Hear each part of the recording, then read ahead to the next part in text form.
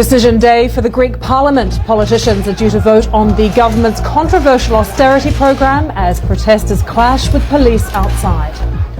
10 civilians killed in a surprise assault by the Taliban on a top Kabul hotel. How prepared are Afghan forces to take over security in the country? The Burmese government warns pro-democracy leader Aung San Suu Kyi to halt all political activities.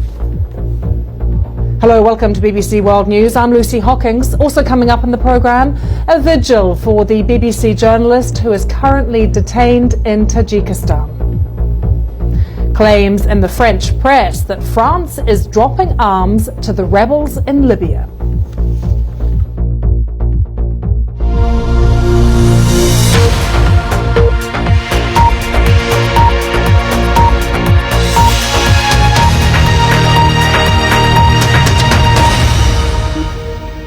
Welcome. Clashes have intensified between police and protesters outside the Greek Parliament, where politicians are about to take a vote on unpopular austerity measures. Now, this is the scene at the moment outside Parliament in Athens. Riot police have used tear gas. You can see the air is filled with it at the moment on groups of demonstrators. They're picking up whatever they can off the streets, pelting the riot police with stones and bottles. We do understand that some activists have been detained in the past few hours. They've been trying to actually prevent some of the politicians from entering the Parliament building, but being held back by those riot police. Let's now, though, take you inside Parliament from the scene live there at the moment. Now, the man who is speaking is the Finance Minister, that's Evangelos Venizelos. He is addressing the Parliament. We then expect the Prime Minister, George Papandreou, to also address the Parliament.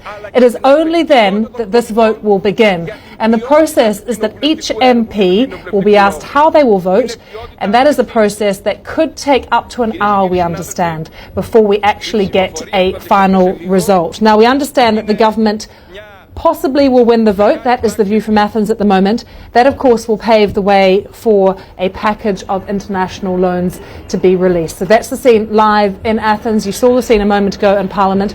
We could be at least an hour and 10 minutes away from that final result coming through. But we are keeping across things here for you at BBC World News. We'll bring you up to date just as soon as things get underway.